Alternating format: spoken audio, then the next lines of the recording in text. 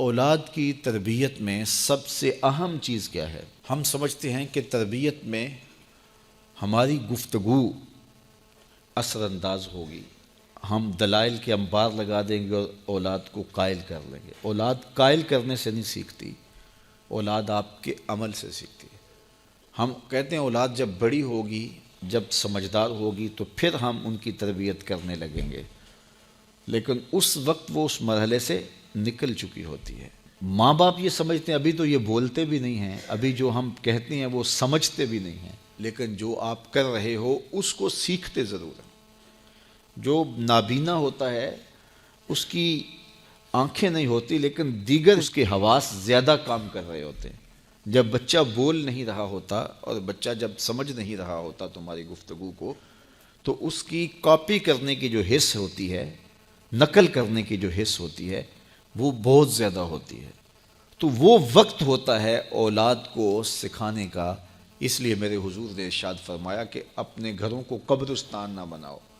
یعنی جس طرح قبرستان میں کبھی نماز نہیں پڑھی جاتی، تو تمہارے گھر کے اندر نماز نہ پڑھی جا رہی ہو تو بچے کہاں سے سیکھیں گے؟ تو گھروں کے اندر مصلی ہونے چاہیے، گھروں کے اندر ماں بھی نماز پڑھے اور گھر کے بڑے افراد بھی اور باپ بھی، تو بچے پھر سیکھیں گے اور خود مصلی پہ کھڑا ہونا شروع ہوں گے۔ ابتداً وہ یوں ہی مصلی پہ آئیں گے۔ امام غزالی فرماتے ہیں ہر عمل پہلے ریا ہوتا ہے، پھر عادت بنتی ہے، پھر عبادت بنتی ہے۔ تو پہلے وہ ویسے ہی دکھلاوے کے لیے مصلی پہ آئیں گے، پھر آہستہ آہستہ ان کی عادت بنے گی، پھر اس کے بعد وہ عبادت بن جائے گی۔ اور فرمایا گیا 7 سال کا بچہ، اس کو ترغیب دو نماز کی۔ 10 سال کی عمر ہوگی اور ابھی تک نہیں پڑھتا، تو پھر اس کو مار کر کے ہلکی ضرب سے اس کو زود و کوب بھی کیا جا سکتا ہے اور اس کو نماز کا خوگر بنایا جائے، تاکہ بلوغت سے قبل وہ نماز کا عادی بن جائے۔ اور آپ کو یہ بتاؤں کہ جو عمل بچے بچپن میں کرتے ہیں بلوغت سے پہلے، مثال کے طور پہ نماز پڑھتے ہیں، ابھی ان پہ نماز فرض نہیں ہوئی، واجب نہیں ہوئی۔ اس طرح چھوٹے بچے روزہ رکھ لیتے ہیں، 8 سال کے، 7 سال کے، 6 سال کے بچے روزہ رکھ رہے ہوتے ہیں۔ پھول جیسے بچے دوپہر کو کملا جاتے ہیں تو مائیں پریشان ہو جاتی ہیں، تو وہ انہیں بعض اوقات خلوت میں لے جا کے کہتی ہیں کہ یہ دودھ پی لو، یہ چیز لے لو، کوئی دیکھ نہیں رہا، تو وہ بچے مانتے نہیں کہ نہیں، ہمارا اللہ دیکھ رہا ہے، ہم نے روزہ نبھانا ہے۔ تو وہ شام کے وقت کتنے بے دل سے ہوئے ہوتے ہیں، لیکن اس کے باوجود روزہ نبھا جاتے ہیں۔ اس طرح عمرہ کرتے ہیں بچے، حج کرتے ہیں بچپن کے اندر، اسی طرح جو ہے وہ نمازیں پڑھتے ہیں اور دیگر نیک عمل کرتے ہیں۔ تو وہ ابھی تو نہ ان کے لیے نماز واجب ہوئی، نہ ان کے لیے روزہ واجب ہوا، تو وہ بچے بلکہ شب بیداریاں کرتے ہیں، راتوں کو جاگتے ہیں بچے۔ یہ حفظ القرآن جو بچے کر رہے ہوتے ہیں، تو یہ اتنی زیادہ محنت کر رہے ہوتے ہیں کہ آدھی آدھی رات اٹھ کے تو اپنا سبق یاد کر رہے ہوتے ہیں اور سارا دن قرآن مجید پڑھ رہے ہوتے ہیں۔ اس طرح سے نظامی کے بچے جو ابھی نابالغ ہوں، تو جو بچے ابھی بالغ نہیں ہوتے، تو جو عمل کرتے ہیں وہ نمازیں ہیں، روزے ہیں، حج ہے، عمرہ ہے، یا کوئی اور نیک عمل ہے، سارے کا سارا ثواب ماں باپ کے نامہ اعمال میں درج ہوتا ہے۔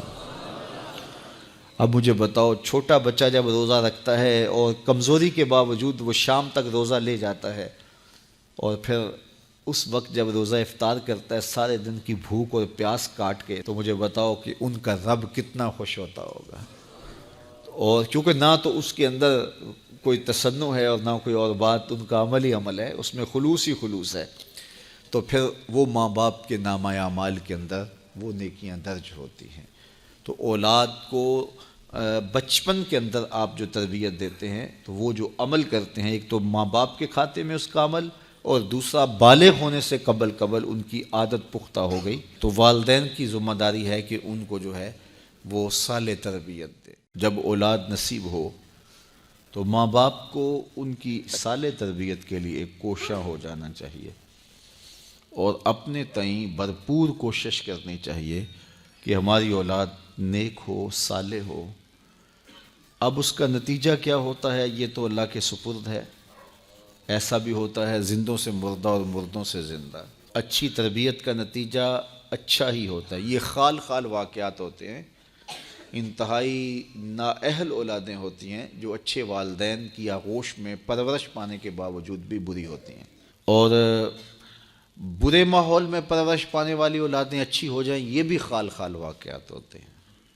تو ماحول سنوارتے ہیں، ماحول بگاڑتے ہیں۔ اس لیے اچھے والدین اچھی اولاد کی ضمانت ہیں۔ اللہ کے محبوب فرمایا کہ عورت سے نکاح کیا جاتا ہے لمالہا، لجمالہا، لحسبہا، اس کے مال کی وجہ سے اس سے نکاح کیا جاتا ہے، اس کے حسب و نسب کی وجہ سے اس سے نکاح کیا جاتا ہے، اور اس کی خوبصورتی کی وجہ سے اس سے نکاح کیا جاتا ہے۔ فرمایا کامیاب وہ ہوا جو دین کی وجہ سے نکاح کرتا ہے۔ عورت دیندار ہو، نیکوکار ہو، صالحہ ہو، اگر اس کے اندر باقی اوصاف بھی ہوں تو اچھی بات ہے، لیکن یہ سب سے بڑی بات ہے عورت کی دینداری۔ چونکہ کل کلاں اس نے ایک اولاد کی تربیت کا کفیل بننا ہے، اور اگر وہ صالحہ ہوگی تو تمہاری معاون ہوگی، ممد ہوگی، مددگار ہوگی، اور صالح اولاد کی تربیت میں اس کا ایک خاصا حصہ ہوگا۔ نکاح کے بعد مرد اور عورت دونوں کو یہ شدید آرزو ہوتی ہے کہ اللہ ہمیں صالح اولاد عطا کرے۔ اللہ جب اولاد نصیب کرے تو سب سے پہلے اس دنیا پہ آتے ہی ان کو غسل دیا جائے۔ یہ اولاد کا حق بھی ہے اور والدین کی ذمہ داری بھی۔ اس کے بعد ان کے دائیں کان میں اذان دی جائے اور بائیں کان میں اقامت کہی جائے۔ ایسا اہتمام ہونا چاہیے کہ جہاں ولادت ہوتی ہے، وہ گھر میں ہے یا ہاسپٹل میں، تو وہاں جو اطراف میں خواتین موجود ہوتی ہیں، اس عمل میں شامل ہوتی ہیں، ان کو یہ تلقین کر رکھی ہو کہ ولادت کے بعد ان کی آوازیں بلند نہ ہوں۔ بچے کے کان میں سب سے پہلی جو آواز پہنچے وہ اللہ کی بڑائی کی آواز ہو۔ بچے کے کان میں اس وقت اذان کی آواز پہنچائی جاتی ہے جب وہ اپنی مادری زبان کو بھی نہیں سمجھ رہا ہوتا، چہ جائے کہ وہ عربی زبان کو سمجھے۔ تو ایک تو اذان کا فائدہ یہ ہے کہ جہاں اذان دی جاتی ہے وہاں شیطان بھاگ جاتا ہے۔ تو بچہ جب پیدا ہوتا ہے تو اس کے ساتھ ہمزاد جنم لیتا ہے، تو شیطان کو بھگانے کے لیے بھی اذان دی جاتی ہے۔ اور محققین فرماتے ہیں کہ جو بچہ بچپن میں آوازیں سنتا ہے، اگرچہ اس کا مفہوم نہیں بھی سمجھتا، ساری زندگی ان آوازوں سے مانوس رہتا ہے، ساری زندگی ان آوازوں سے وہ مانوس رہتا ہے۔ تو بچہ پیدا ہو تو سب سے پہلے اس کے کان میں اللہ کی بڑائی کی آواز پڑے، اور فلاح اور نیکی اور نماز کا بلاوا اس کے کان میں ہو، تاکہ اس کے لاشعور کے اندر یہ بات بیٹھی ہو، اور جب اسے پکارا جائے تو وہ دوڑ کے مسجد کی سمت آئے۔ پھر اس کو تہنیک دی جائے، یہ جس کو گٹی کہتے ہیں، اور وہ اگر کوئی صالح شخص دے تو اچھا ہے، ورنہ کوئی بھی تہنیک اس کو جو ہے وہ دے سکتا ہے۔ اور وہ کھجور ہے یا کوئی اور میٹھی چیز ہے جو اس کے تالو سے چمٹا دی جائے، اور وہ اتنی زیادہ نہ ہو بلکہ مناسب مقدار میں ہو، جس کو بچہ چاٹ لے تو اس سے خوشگوار روحانی اثرات مرتب ہوتے ہیں۔